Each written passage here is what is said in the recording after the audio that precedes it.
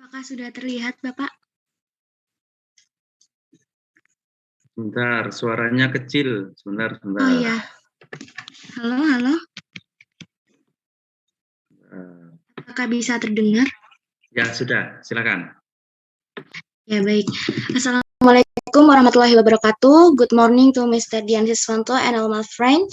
We are Diva Liviani and Natasha Paramita from Group 9. Today we want to present about bioremediation and contaminated soil ecosystem. Next.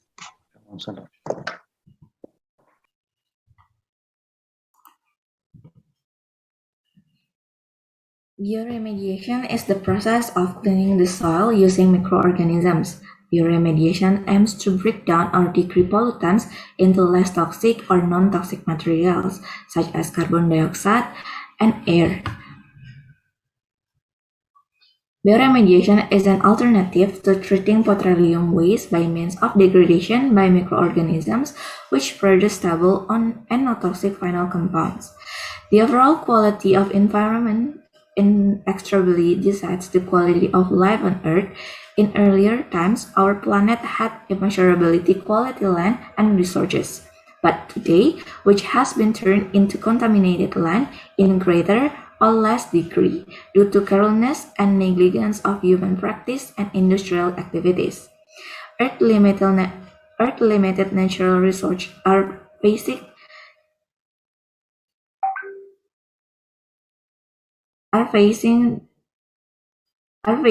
decline due to urbanization, industrialization, and population pressure, which have been arising drastic change and diverse environmental problems, which can be specific to space and time.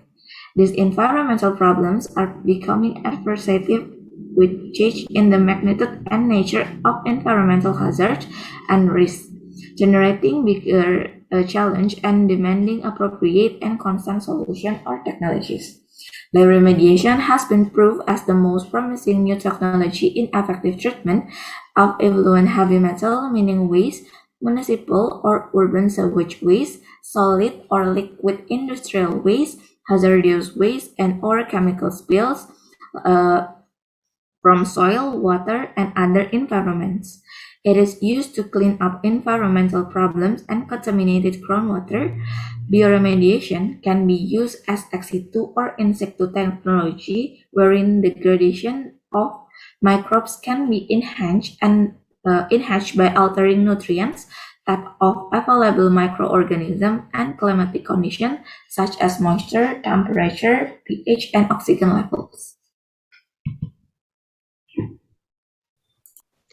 The objective of this topic is to determine the source of the contaminant in polluted soil.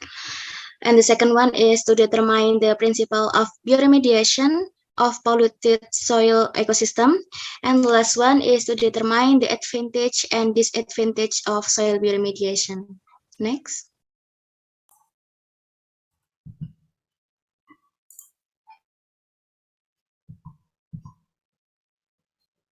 Bioremediation is the natural process which involves microorganisms or plants to metabolize the persistent and toxic pollutants and break into carbon dioxide, water, microbial biomass, and less hazardous byproducts, and eliminate them from the environment.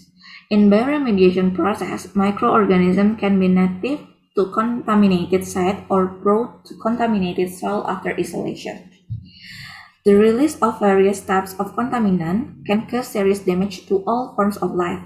The damage is due to an increase in global industrializations. Pollutants such as hydrocarbon oils, heavy metals, and pesticides are harmful to the environment.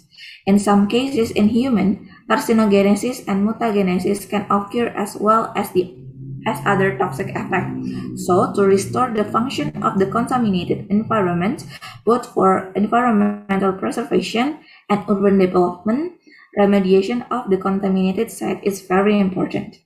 The available methods for soil remediation can be grouped in three categories, namely chemical, physical, and biological methods, the latter being carried out either in the polluted site in situ or outside ex situ.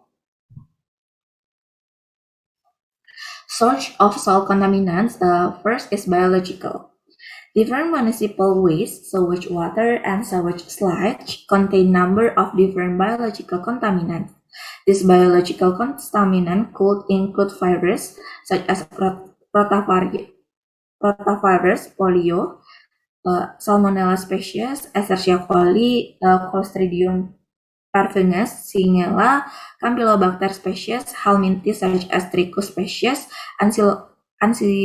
Ancylostoma species, and Ascaris species, and parasitic protozoa such as Giardia lambiensis, Entomoeba histolytica, and Cryptosporidium parvum-osis. Furthermore, in addition to such microbial contaminants, hookworms could also be present in such waste, and especially in the sewage sludge. These biological contaminants could lead to a number of different medical conditions like tuberculosis, gastroenteritis, bacillary, anemia, diarrhea, vomiting, ascariasis, typhoid, and different types of dysentery like amoebic and bacillary. Any of these illnesses could lead to an outbreak in any part of the world. However, the most harmful and widely reported microbes in human excreta that cause dysentery as well as typhoid, respectively, are Salmonella bacteria and Shigella dysenteriae. Microbe-oriented pollution is typically very harmful in developed countries because all kinds of waste are borne by one drainage or sewerage system.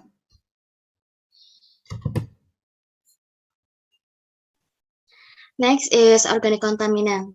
The manufacturing of organic chemical has been tremendously increased in the past 50 years.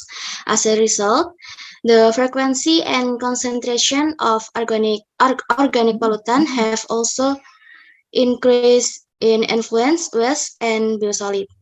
The occurrence and amount of organic pollutant are highly dependent on physico-chemical properties, various local point search of unique organic compound, composition of the wastewater, and the operating parameters of the wastewater treatment plant.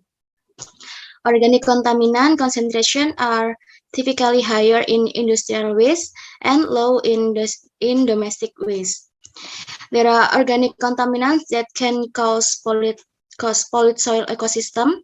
The first one is product from oil. This oil product can form fuel oil, plastic product, PTEX, and proteolum. Fuel oil is generally used as a source of energy for motorized vehicle. Spills of fuel oil on the ground can cause this substance to dissolve into groundwater, making the water unfit for drinking. Plastic products are also made from hydrocarbon. This product undergoes a long process of degradation. On the other hand, the monoaromatic compounds benzene, toluene, ethyl benzene, and xylene found in crude oil are often referred to as BTEX compound. BTEX compound can dissolve in water, so soil contamination by this compound can cause groundwater contamination. In addition, proteolum can also be an organic contaminant in the soil. The presence of the contaminant will be toxic to the soil and can interface with the growth of plant and other organisms that live in it. As a result, the quality and carrying capacity of the environment for living things is reduced. The second one is polycyclic aromatic hydrocarbon. They are naturally formed during volcanic eruption and forest fires. However, most PAH originate from anthropogenic sources, such as the incomplete combustion of fossil fuels, wood and waste, automobile exhaust, and proteolum derivative spills. Diffuse contamination of PAH occur via adsorption to airborne solid particle. When transport their particle to distant location where they are deposited directly into the soil or indirectly to soil through vegetation. Due to the low solubility, PAH tend to be deposited into sediment and soil. Once in the soil, PAH may be degraded or transport, which will determine their transport, distribution, and concentration. PAH bound to organic matter have reduced mobility but also have a higher resistance to biodegradation. The next one is nitroaromatic compound.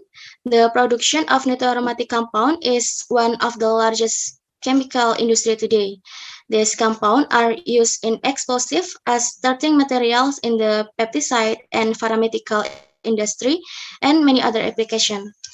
Despite this, many nitroaromatic compounds have been identified as toxic, mutagenic, carcinogenic, and persistent against degradation. The last one is chlorinate compound. Chlorinate compound have been and still are produced for many purposes, many cleaning agents, pesticide, and pharmaceutical product.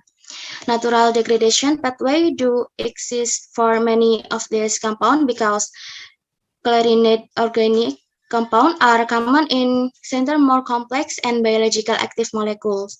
Some chlorinate compounds are more readily degraded than others, and their degrees of toxicity vary. Next is inorganic contaminant. Inorganic contaminant in soil pollution include heavy metal. Heavy metal pollutant in the soil ecosystem can accumulate in edible plant, which can affect food chain contaminant from microorganisms. Heavy metal can also be toxic to plant, animal, and human when contaminated soil is used for crop production. Human health is also affected by the intake of food that grow in the soil. One of the diseases caused by food containing heavy metal is kidney dysfunction. Next.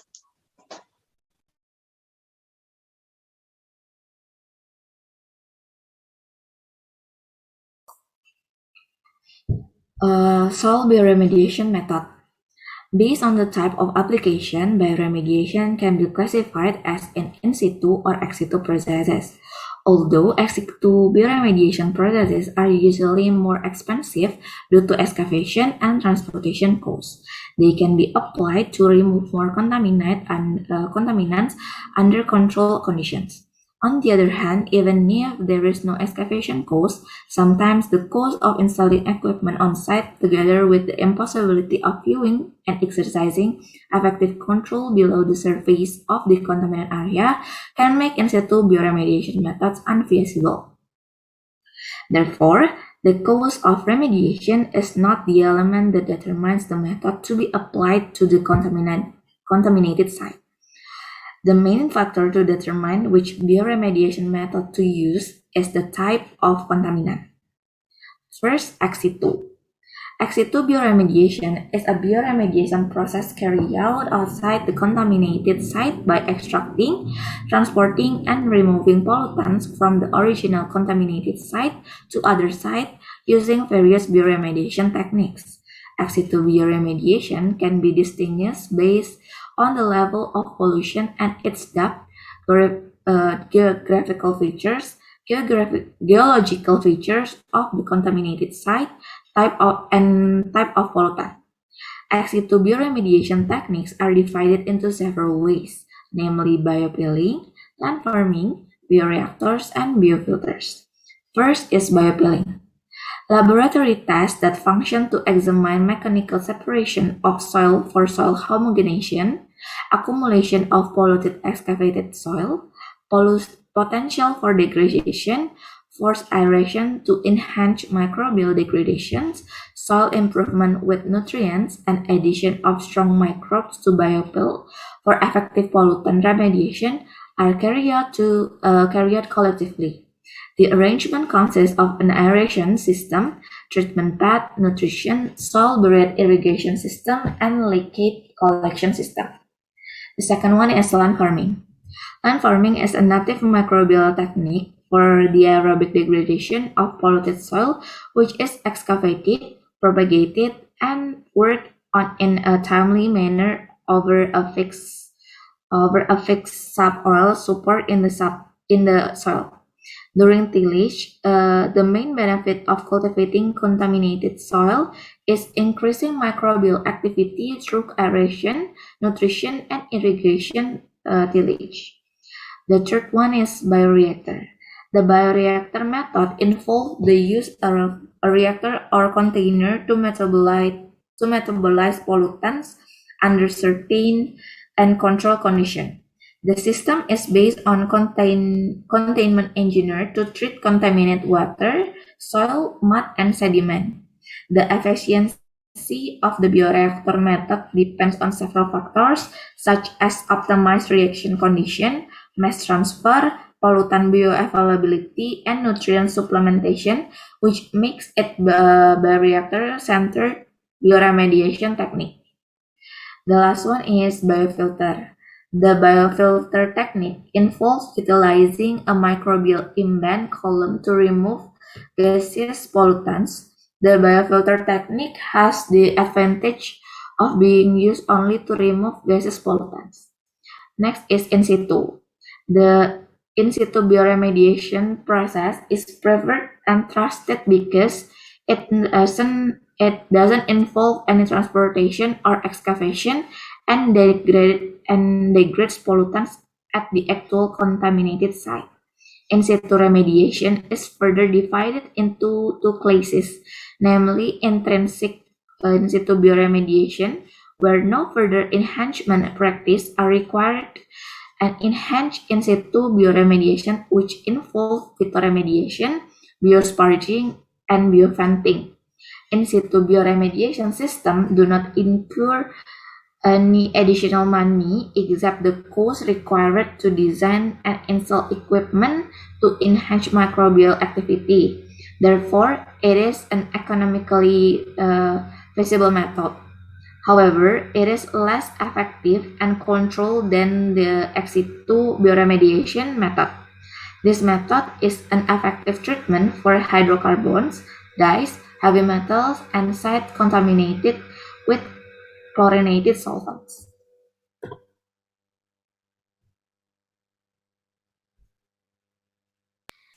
Next is advantage and disadvantage of bioremediation. Bioremediation in polluted soil ecosystem has advantage and disadvantage. The advantage of bioremediation on polluted soil is that can remove pollutant from the area in the long term. Bioremediation is also carried out in an environmental friendly manner at a low cost. In addition, bioremediation techniques can also prevent metal erosion, recover precious metals, and increase soil fertility. However, bioremediation in polluted soil also has disadvantage. This bioremediation process by microbes is not sufficient in degrading some compounds, such as radionuclide. Next. So the conclusion is, contaminant in polluted soil consists of several sources, including biological contaminant, organic contaminant, and inorganic contaminant. Biological contaminants include virus, worm, and protozoa parasite. Organic contaminants include petroleum product, polycyclic aromatic hydrocarbon or PAH, nitroaromatic compounds, and chlorinated organic compound. Meanwhile, heavy metal contaminants are inorganic contaminants. Bioremediation is a natural process that involves microorganisms to degrade pollutant. So bioremediation can by ex situ methods such as biofilling, land farming, bioreactor, and biofilter. So bioremediation can also by in situ methods such as phytoremediation, biosparging, and bioventing. The advantage of bioremediation on polluted soil are that can remove pollutant in the area in the long term, environmental friendly, and only require not much cost. Bioremediation can also prevent metal erosion, recover precious metals, and increase soil fertility. However, the microbial bioremediation process also has disadvantage, which is some compounds are not sufficiently degraded. Next. There are our reference. Next. That's all our presentation. Thanks for your attention. Wassalamualaikum warahmatullahi wabarakatuh. Saya kembalikan lagi ke Bapak Dian. Silakan Bapak. Waalaikumsalam warahmatullahi wabarakatuh. In my opinion, the presentation is good, but still can be improved. the presenter should be explained comprehensively actually. So if the presenter choose the source of contamination or pollution, the next, the presenter should also explain the methods or principles or maybe mechanism that involved in the bioremediation in the beginning source of pollutant, and then until the advantages or disadvantages of selected method. But overall, the presentation is okay, and I will open question and answer session. So, biasanya bahasa Indonesia apa bahasa Inggris sesi diskusinya? Untuk sesi diskusi biasanya menggunakan bahasa Indonesia, Bapak. Baik, saya buka sesi diskusi. Saya persilahkan 3 orang penanya dulu. Bisa menggunakan reaction raise hand in Zoom. Ya, saya persilahkan.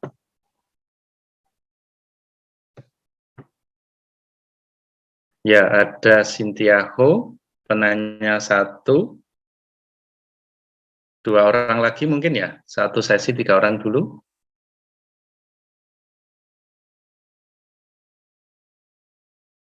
Anggita Rizky dan Afif Eka. Ya, saya persilakan yang pertama Cynthia Ho dulu. Cynthia Ho Linggadewi. Baik, terima kasih Pak Dian. Terima kasih juga kepada kelompok 9 telah menyajikan presentasinya yang menarik. Tetapi mungkin tadi berdasarkan saran Pak Dian bisa dijelaskan oleh kelompok presenter untuk menambahi suatu gambar-gambar tentang mekanisme bioremediasi baik itu in situ maupun ex situ. Nah, berdasarkan situs aplikasinya kan secara umum teknik bioremediasi itu dapat dibagi menjadi 2 kategori, yaitu ex situ dan in situ. Yang ingin saya tanyakan, apakah terdapat hal-hal yang harus dipertimbangkan dalam memilih teknik bioremediasi, baik itu sumbernya secara organik, kimia, dan yang lain sebagainya telah dijelaskan oleh kelompok presenter tadi di presentasi. Terima kasih. Ya, baik. Penanya kedua, saya persilahkan Anggita Rizky Utami.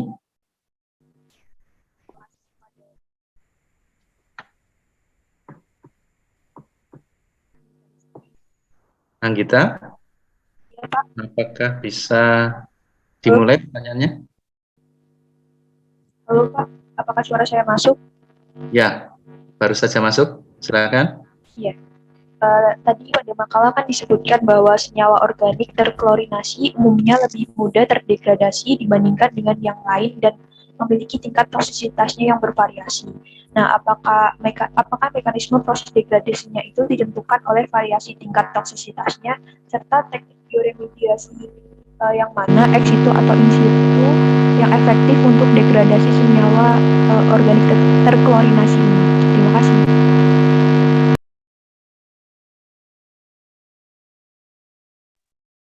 Baik, penanya ketiga, Afif Eka, saya persilahkan.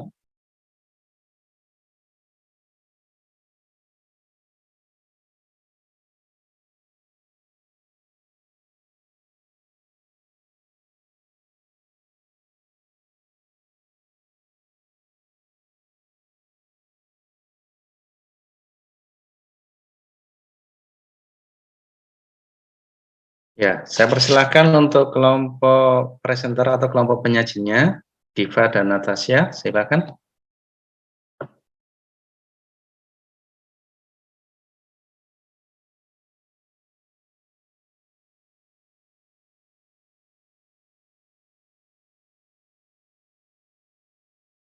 Iya, apakah suara saya terdengar? Bisa didengar. Ya, baik. Saya mungkin izin menjawab pertanyaan dari Anggita terlebih dahulu.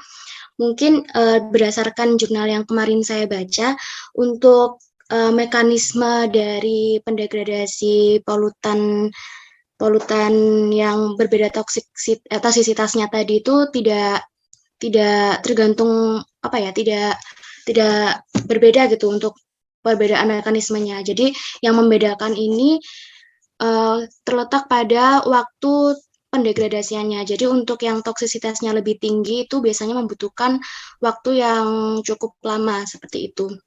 Lalu jika tadi ditanya apakah metode bioremediasi mana yang lebih cocok ya untuk yang terkontaminasi senyawa organik beracun itu, mungkin dari jurnal yang saya baca, bioremediasi ex situ tuh lebih cocok jika digunakan pada tanah yang terkontaminasi oleh senyawa organik beracun. Seperti itu, Anggita.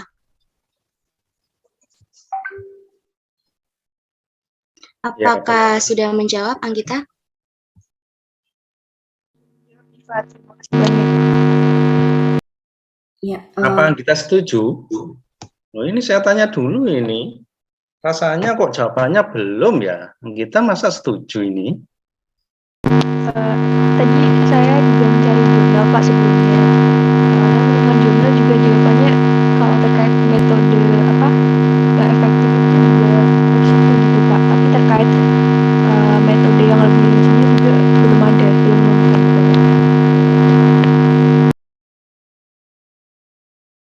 Iya, suara Anggita masuk tapi di tempat saya agak berdengung ini tadi ya. Jadi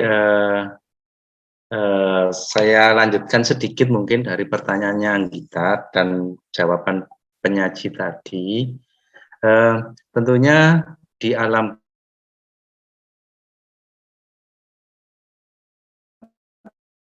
pun kita bisa menemui tinggi. Saya kira dengan konsentrasi pencemaran yang sangat tinggi, tentunya agen bioremediasi, baik bakteri, yang seperti yang disebutkan kelompok penyaji tadi, maupun tumbuhan, tentunya akan mempunyai toleransi atau batas kemampuan untuk tumbuh dan mengatasi kondisi tersebut. Sehingga saya khawatir metodenya bisa jadi berbeda. Mungkin ini adik-adik mahasiswa ini pernah mendengar istilah biostimulasi begitu ya, sebagai salah satu prinsip fitoremediasi. Sehingga pada kondisi yang pencemarannya sangat tinggi, biasanya ada kombinasi prinsip-prinsip bioremediasi yang digunakan. Salah satunya menggunakan biostimulasi ini. Ya, itu yang bisa saya tambahkan. Ya, jadi penanyanya harus kritis ya, enggak tiba-tiba dijawab sudah begitu ya. Ya, enggak apa-apa, kita belajar bersama. Saya persilakan kembali ke kelompok penyajinya untuk menanggapi dua pertanyaan yang lain. Ya, Bapak, izin menjawab pertanyaan dari Sintiako terkait perbedaan dan pemilihan ex situ dengan in situ, di mana sebenarnya memilih metode ini bergantung dengan jenis kontaminan yang ada pada lahan yang sudah tercemar. Jika lahannya itu memungkinkan untuk dipindahkan atau tidak diolah di situs tersebut, itu dipindahkan. Namun juga jika dirasa lebih efektif dilakukan di tempat atau memang lokasi yang tercemar secara langsung, itu dapat dilakukan di tempat in situ itu. Namun juga terdapat beberapa kekurangan yang tadi sudah dijelaskan, bahwa teknik in situ itu lebih susah untuk mengontrolnya dibandingkan dengan teknik ex situ. Dan untuk teknik in situ itu dapat dilakukan untuk tanah yang tercemar terkait hidrokarbon, kemudian untuk logam berat, dan juga tanah ataupun lahan yang terkontaminasi dengan yang sudah terklorinasi seperti itu.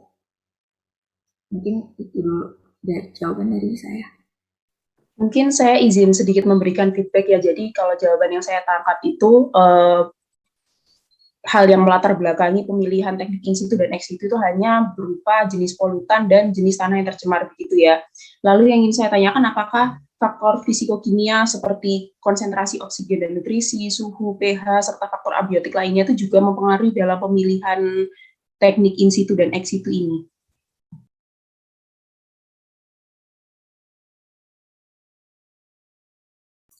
Ya, izin menjawab terkait hal-hal tersebut itu juga mempengaruhi, namun lebih besar pengaruh terkait yang jenis kontaminannya seperti itu. Baik, terima kasih kelompok 9. Ya, Natasha, tadi saya kurang bisa mendengar dengan jelas.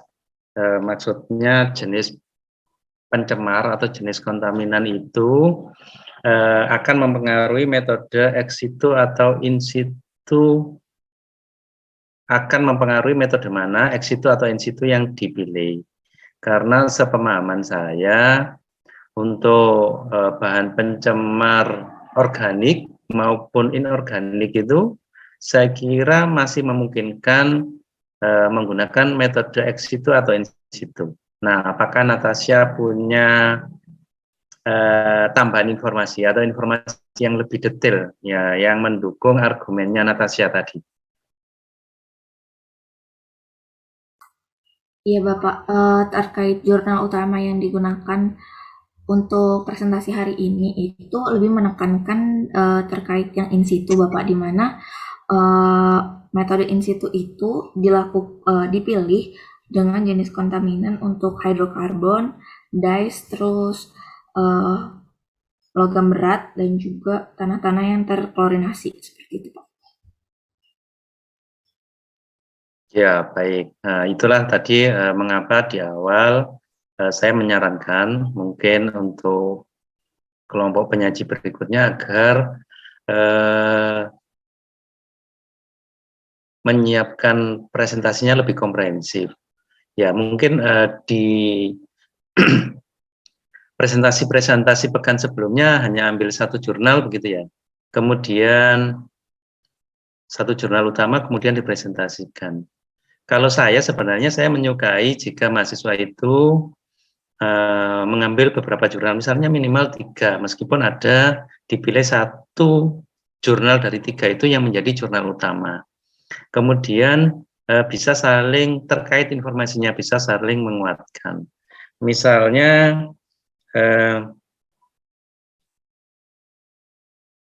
alasan begitu ya, alasan mengapa di jurnal utama itu hanya hidrokarbon, kemudian sumber pencemar pewarna, kemudian logam berat, kemudian senyawa-senyawa terklorinasi yang menggunakan metode in situ. Jika dikejar, apakah dengan bahan-bahan pencemar tersebut tidak bisa digunakan metode ex situ? Kalau ada pertanyaan seperti itu kan berarti alternatif jawabannya ada 2, bisa dan tidak. Nah, jika bisa, kelebihan dan kekurangannya apa? Jika tidak bisa, berarti yang membatasi sehingga metode tersebut tidak bisa digunakan apa? Begitu kan sangat menarik menurut saya jika ada tambahan penjelasan terkait itu. Nah, karena tadi Natasha sudah menjelaskan bahwa dengan sumber pencemar organik dan inorganik tadi itu terkait dengan metode in situ, saya sebenarnya sangat ingin tahu dengan salah satu sumber pencemar yang lain, yaitu pencemar biologisnya. Apakah juga akan terkait dengan metode ex situ dan in situ, dan jika terkait bagaimana memilih yang lebih baik antara in situ dan ex situ. Ya, mungkin Natasha dan juga Diva bisa berkomentar terkait hal ini.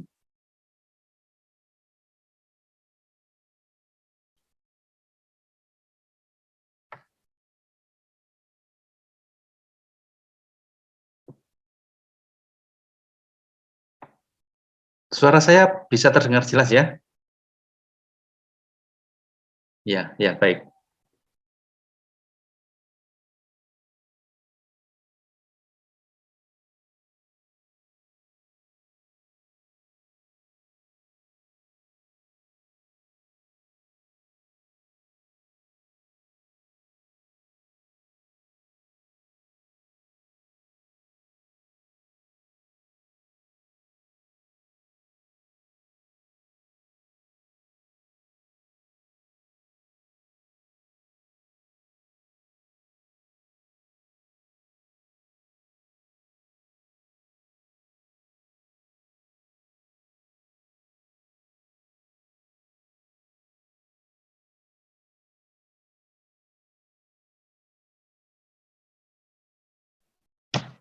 Natasha, Diva masih bergabung?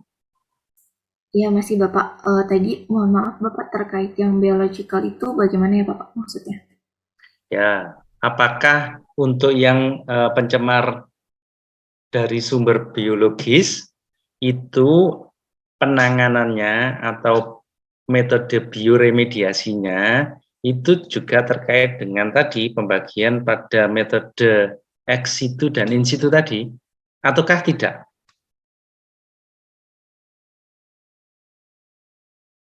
Mohon maaf Bapak jika nanti salah ya. Soalnya ini saya juga masih kurang paham terkait hal ini. Menurut saya itu masih bisa dibagi, masih bisa dilakukan baik secara in situ ataupun secara ex situ. Namun untuk jenis yang di ex situ seperti apa dan di in situ seperti apa, apakah bakteri atau virus atau protozoa atau bahkan yang lain itu saya belum menemukan jurnal yang membahas tentang hal itu lebih dalam seperti itu Pak. Ya, baik. Mungkin jika ingin tahu lebih bisa ditambah bacaan jurnal-jurnalnya terkait sumber pencemar biologis ya. Ya, saya persilakan kelompok penyaji untuk menjawab pertanyaan ketiga dari Afif LK.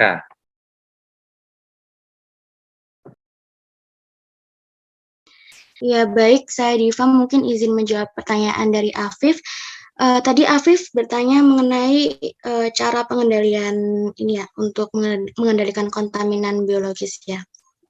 Nah, dari yang jurnal yang saya temukan, itu kontaminan biologis itu bisa diberantas sporanya dengan desinfektan seperti itu. Jadi pemberantasan ini bisa dilakukan dengan desinfektan yang tertentu seperti 10% formaldehid dan lain-lainnya seperti itu.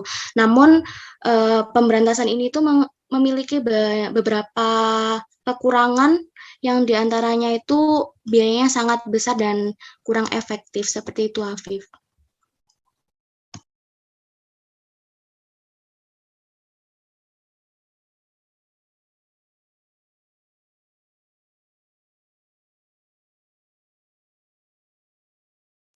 Ya, mungkin saya izin menjawab di sini tuh bisa menggunakan formaldehid, larutan alkali, atau sodium hidroksida seperti itu.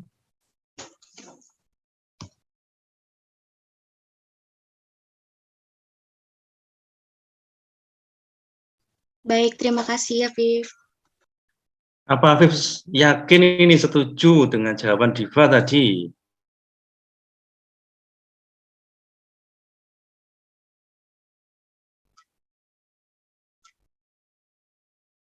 Ya, ya ini jadi karena Afif setuju berarti kan Afif ini kira-kira pendapatnya sama dengan Diva. Jadi Afif dan Diva ini harus memberi komentar. Nah, tadi sumber pencemar biologisnya itu adalah bakteri. Dan bakterinya ini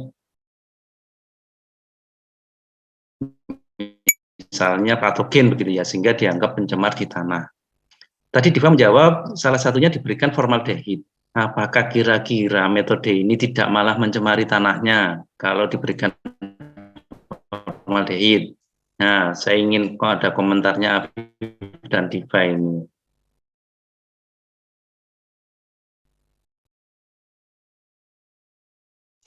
Ya, Bapak, saya izin menjawab. Jadi untuk dari jurnal yang saya baca tadi, untuk desinfektan ini sendiri itu ada seperti ukurannya seperti itu, Pak. Jadi untuk formaldehidnya itu hanya sekitar 10% saja, yang diyakini itu tidak mencemari lingkungan seperti itu, Bapak. Namun itu tadi seperti yang saya jelaskan tadi, pemberantasan spora menggunakan desinfektan ini juga masih banyak banyak kekurangannya seperti itu, Bapak.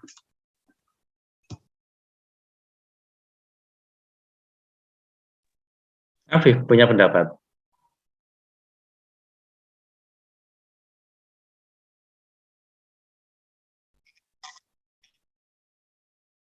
Ya, jadi begini, sepemahaman saya, jika agen pencemarnya itu bakteri misalnya, itu Betul, bisa menggunakan bakterisida begitu ya, tapi dipilih dari bakterisida organik yang mudah terdegradasi di tanah. Seingat saya hampir tidak ada yang menyarankan menggunakan formaldehid. Ya, nanti saya coba cek referensinya.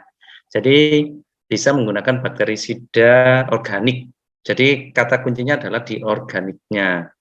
Kemudian misalnya virus, kita tahu virus itu hidupnya di inang. Jadi misalnya virus patogen pada tumbuhan ya berarti pengendaliannya inangnya dulu yang diambil. Biasanya jika tumbuhan terkena virus kan arahnya ke gangguan pertumbuhan sampai tumbuhannya mati. Nah, tumbuhan-tumbuhan yang mati ini segera dibersihkan sehingga harapannya virusnya tidak punya inang lagi sehingga bisa terkontrol jumlahnya di tanah. Sebenarnya yang lebih menarik bagi saya dan belum bisa saya bayangkan, Diva, itu adalah jika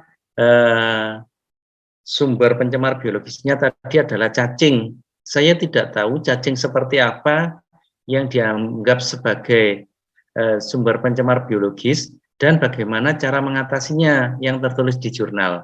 Mungkin Diva bisa berbagi informasi terkait hal ini.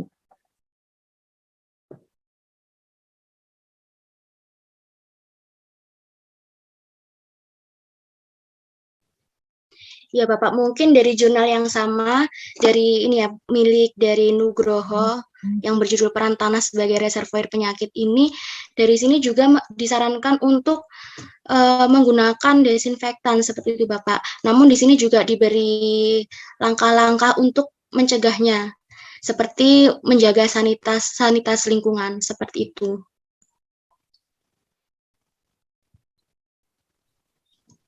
Ya, baik. Saya berasumsi ini cacing-cacingnya adalah cacing-cacing yang masuk kategori patogen pada manusia.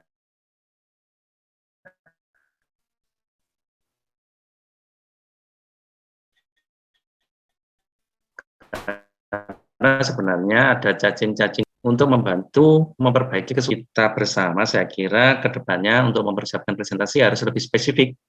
Ya, mana yang dianggap sebagai pencemar dan mana yang bukan. Sehingga untuk bisa menggarisbawahi ini, saya ingin bertanya lagi ke Diva. Misalnya, ini terkait dengan sumber pencemar biologis bakteri. Bakteri yang ada sangat melimpah di tanah itu masuk dalam kategori PGPB atau PGBR, Plant Growth Promoting Bacteria atau Plant Growth Promoting Rhizobacteria. Misalnya ini kita temukan dalam jumlah yang sangat melimpah di tanah. Apakah PGPB dan PGBR itu kita sebut sebagai sumber pencemar ataukah tidak? Bukan sumber pencemar.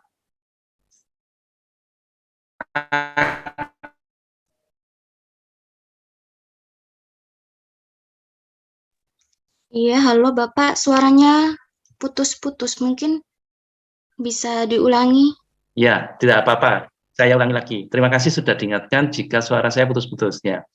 Jadi begini, terkait bakteri tadi kan masuk sebagai agen biologis yang bisa menjadi pencemar. Nah, asumsi saya bakteri yang dianggap sebagai pencemar ini adalah bakteri-bakteri patogen tanah. Jika kasusnya bakteri yang ditemukan sangat melimpah di tanah itu adalah PGPB atau PGBR, Plant Growth ya, apakah PGPB atau PGBR ini juga masuk dalam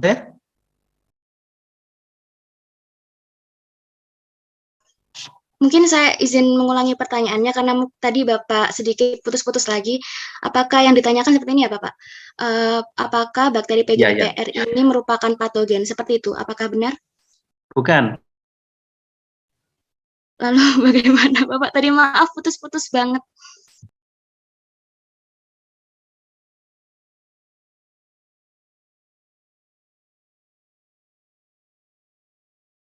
Bisa tertangkap ya pertanyaan saya? Suaranya tidak terdengar, Bapak. Apakah teman-teman yang lain terdengar ya? Di saya tidak terdengar, Bapak. Mohon maaf. Saya tulis di kolom chat saja ya. Oh iya, Bapak. Baik-baik.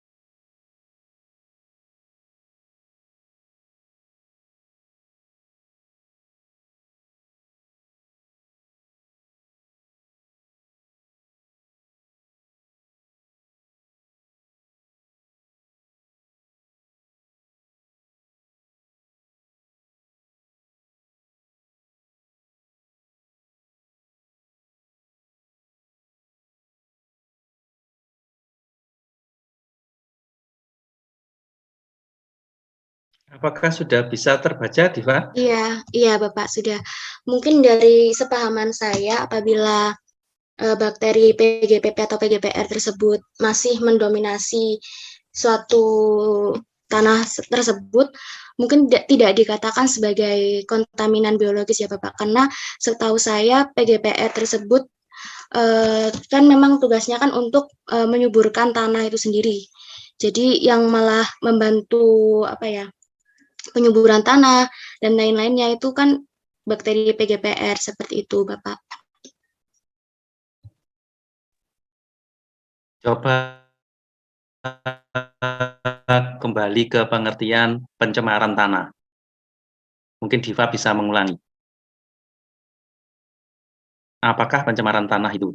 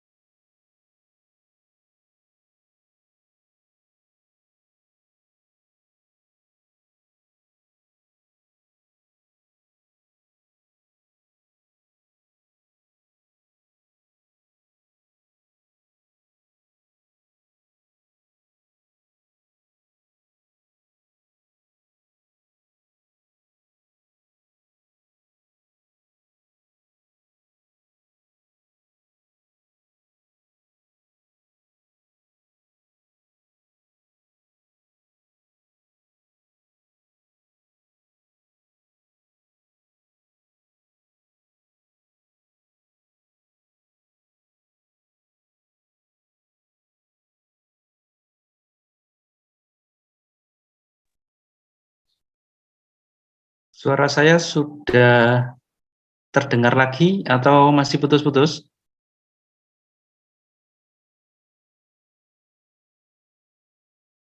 Masih putus-putus kan? Oh, sudah terdengar ya. Baik. Jadi begini, saya ingin mengarahkan jawaban Diva. Jadi untuk bisa menjawab apakah bakteri PGPB atau PGPR tadi itu masuk kategori agen pencemar biologis, maka harus kembali lagi ke definisi apakah pencemaran tanah itu.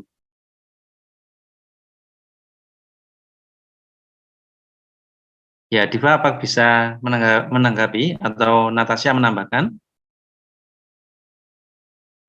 Atau teman-teman yang lain boleh?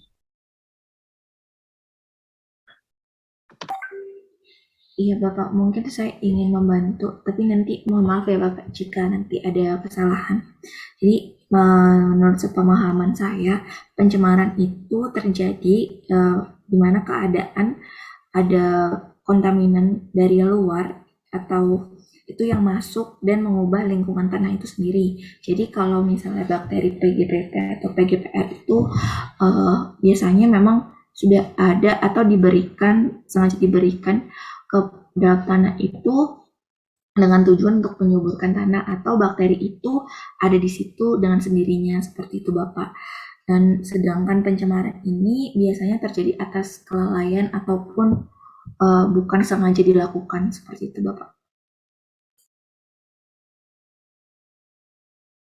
Ya, menarik sekali jawabannya Natasha. Ya, biasanya di alam memang terjadi suatu kondisi homeostasis begitu ya. Kalau kondisinya baik-baik saja, tentunya tidak akan ada ledakan jumlah bakteri PGBP atau PGBR, sehingga hampir tidak mungkin pertanyaan saya tadi terjadi pada kondisi alami. Tentunya pertanyaan saya tadi bisa terjadi kalau misalnya ditambahkan pupuk hayati, ya, jadi bakteri-bakteri PGBP atau PGBR dari luar, sehingga konsentrasinya di tanah jadi sangat banyak, lebih banyak dari kondisi alaminya. Nah, jika PGBP atau PGBR-nya itu ditambahkan sebagai pupuk hayati sehingga jumlahnya sangat melimpah, berarti bisa kita garis bawahi ini adalah pencemaran Natasha ya.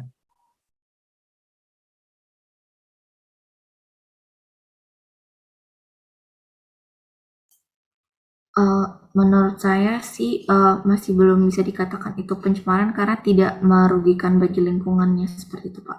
Kecuali nanti jika ada mungkin ledakan populasi atau jumlahnya sudah sangat melebihi batas dan menjadi bumerang atau menjadi malah merugikan bagi lingkungannya, seperti itu Pak.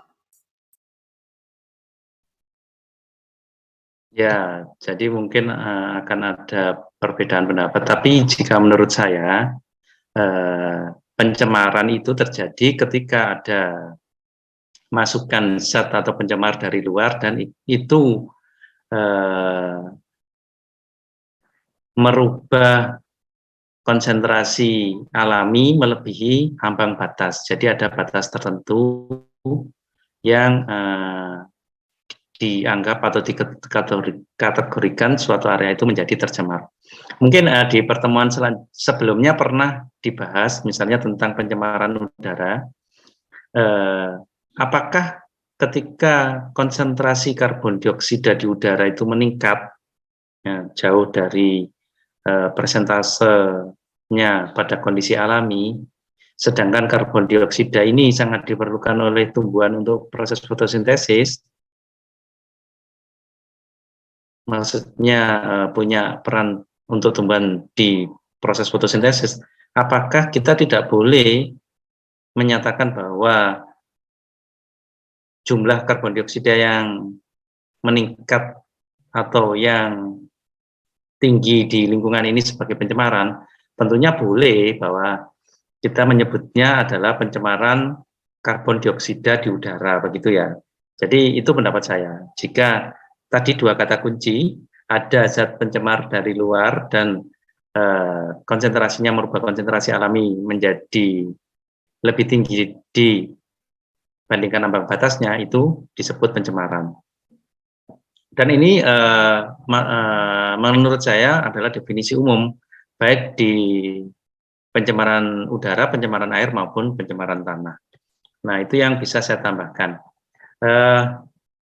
Karena waktunya sudah terbatas, saya beri kesempatan untuk kelompok penyaji jika ingin menanyakan satu atau dua hal kepada saya, sebagai bentuk konfirmasi misalnya, silakan.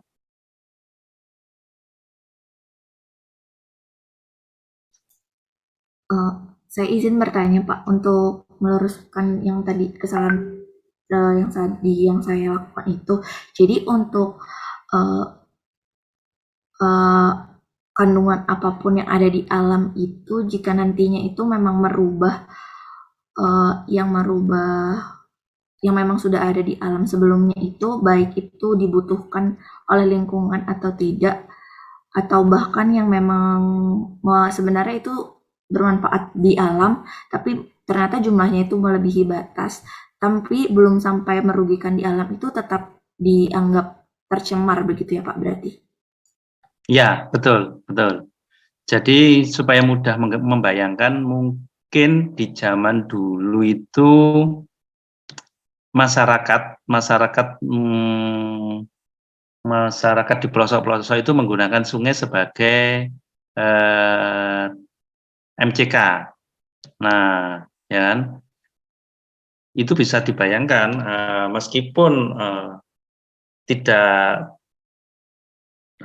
mungkin bahan-bahan yang masuk ke sungai itu masih bahan-bahan organik dan bisa dimanfaatkan oleh tumbuhan di sekitarnya, tetap saja itu masuk ke kategori pencemaran. Ya, supaya bisa mudah membayangkannya.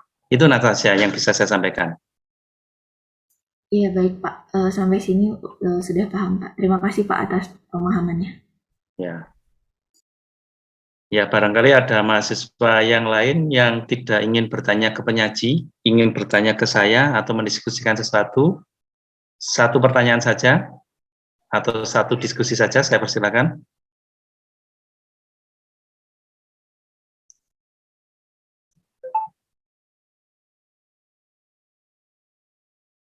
Sudah cukup jelas ya untuk diskusi bioremediasi tanah tercemar atau bioremediasi terkait pencemaran tanah ya.